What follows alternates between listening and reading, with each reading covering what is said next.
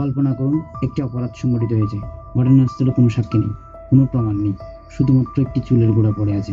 অথবা ধরুন একটি ভয়াবহ দুর্ঘটনায় বহু মানুষের মৃত্যু হয়েছে, কিন্তু তাদের কারোরই পরিচয় জানা যাচ্ছে না।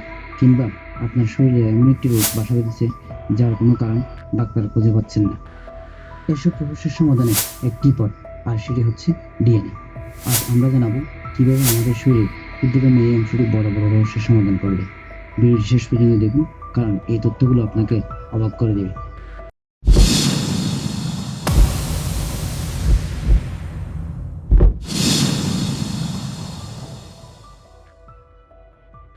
এখন প্রশ্ন আসতে পারে, ডিএনএ কি? প্রথমে আমাদের জানতে হবে ডিএনএ আসলেই কি। সহজ ভাষায় বলতে গেলে ডিএনএ হলো আমাদের শরীরে ব্লুপ্রিন্ট বা নকশা। আমাদের চুল, চোখের রং, উচ্চতা সবকিছু এই ডিএনএর মধ্যে লেখা থাকে। আমাদের শরীরের প্রতিটি কোষে একই ডিএনএ থাকে। সবচেয়ে গুরুত্বপূর্ণ বিষয় হলো পৃথিবীর কোনো দুইজনের ডিএনএ হুবহু এক নয়, জমা ছাড়া। আর এটি ডিএনএ পরীক্ষার মূল ভিত্তি। লাশ শনাক্তকরণে ডিএনএ পরীক্ষা। ধরুন কোনো প্রাকৃতিক দুর্যোগে বা দুর্ঘটনায় শত শত মানুষের মৃত্যু হয়েছে। মৃতদেহগুলো এমনভাবে ক্ষতিগ্রস্ত হয়েছে যে তাদের শনাক্ত করা অসম্ভব। এই পরিস্থিতিতে ডিএনএ পরীক্ষা হয়ে ওঠে একমাত্র ভরসা। মাইলস্টোন স্কুলের বিমান দুর্ঘটনার পর অনেক মরদেহ এতটাই বিকৃত ছিল যে চেহারা দেখে শনাক্ত করা যায়নি। কান্না জড়ানো পরিবারের সামনে তখন একটাই প্রশ্ন, আমার প্রিয়জনটি কোথায়? চলুন জেনে নেওয়া যাক লাশ শনাক্তকরণে এই ডিএনএ পরীক্ষা কিভাবে হয়। 1. মৃতদেহের হাড়, দাঁত বা টিস্যু থেকে ডিএনএ নমুনা সংগ্রহ করা হয়। 2. এরপর সেই ডিএনএর সঙ্গে মৃত ব্যক্তির সম্ভাব্য আত্মীয় স্বজন, যেমন বাবা মা সন্তান থেকে নেওয়া ডিএনএ নমুনার তুলনা করা হয়। 3. যদি ডিএনএ প্রোফাইলের মধ্যে মিল পাওয়া যায়, তাহলে মৃতদেহটি শনাক্ত করা সম্ভব হয়।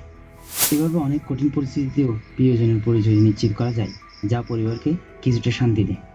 সন্ত্রাসী শনাক্তকরণে ডিএনএ পরীক্ষা। সিনেমার মতো শুনতে লাগছে, তাই না? কিন্তু এটাই বাস্তবে ঘটে।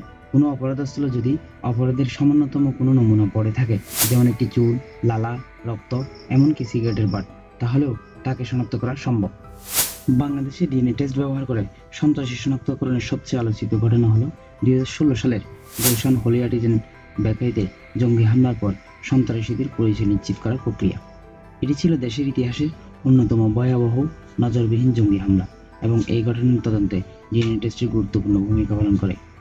এবার জানি এই প্রক্রিয়া কিভাবে সম্পন্ন হয়। 1.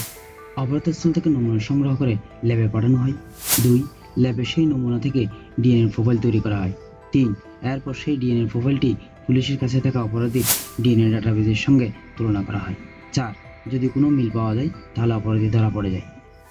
অনেক সময় সন্দেহভাজন কোনো ব্যক্তির ডিএনএর সঙ্গেও এই প্রোফাইলের তুলনা করে অপরাধীকে নিশ্চিত করা যায়। ডিএনএ পরীক্ষা এখন অপরাধ তদন্তের সবচেয়ে শক্তিশালী হাতিয়ার। রোগ শনাক্তকরণে ডিএনএ পরীক্ষা। ডিএনএ পরীক্ষা দিয়ে শুধু অপরাধী বা মৃতদেহ শনাক্ত করে না, এটি আমাদের শরীরের ভেতরে অনেক রহস্য উন্মোচন করে। অনেক রোগ আছে যা আমাদের জিনের ত্রুটির কারণে হয়, যেমন থ্যালাসেমিয়া, সিস্টিক ফাইব্রোসিস বা ডাউন সিনড্রোম। রোগ শনাক্তকরণের প্রক্রিয়াগুলো যেভাবে হয়: 1. ডিএনএ পরীক্ষার মাধ্যমে গর্ভকালীন অবস্থাতেই বা জন্মের পরেও এই ধরনের জেনেটিক রোগ শনাক্ত করা যায়। 2. এর ফলে সময় মতো চিকিৎসা শুরু করা সম্ভব হয়। 3. কিছু কিছু ক্ষেত্রে ডিএনএ পরীক্ষা থেকে জানা যায় কোন রোগীর জন্য কোন ওষুধ সবচেয়ে ভালো কাজ করবে। এতে চিকিৎসা আরও কার্যকর হয় এবং ভুল চিকিৎসার ঝুঁকি কমে। তো দেখলেন তো, আমাদের শরীরের ভেতরে থাকা এই ছোট্ট ডিএনএ কতটা ক্ষমতা রাখে। এটি একদিকে যেমন অপরাধীকে আইনের আওতায় আনতে সাহায্য করে, অন্যদিকে তেমনি হারিয়ে যাওয়া মানুষকে তার পরিবারের কাছে ফিরিয়ে দেয় এবং রোগের সঠিক চিকিৎসাও পথ দেখায়। ডিএনএ প্রযুক্তি আমাদের জীবনকে অনেক সহজ এবং নিরাপদ করে তুলেছে। এই ভিডিওটি যদি আপনার ভালো লাগে, তাহলে লাইক করুন, শেয়ার করুন এবং এমন আরও তথ্য জানতে আমাদের চ্যানেলটি সাবস্ক্রাইব করে বেল আইকনটি বাজিয়ে দিন। আপনার কি কোনো প্রশ্ন আছে? অবশ্যই কমেন্টে জানাতে ভুলবেন না। দেখা হবে পরের ভিডিওতে। আল্লাহ হাফিজ।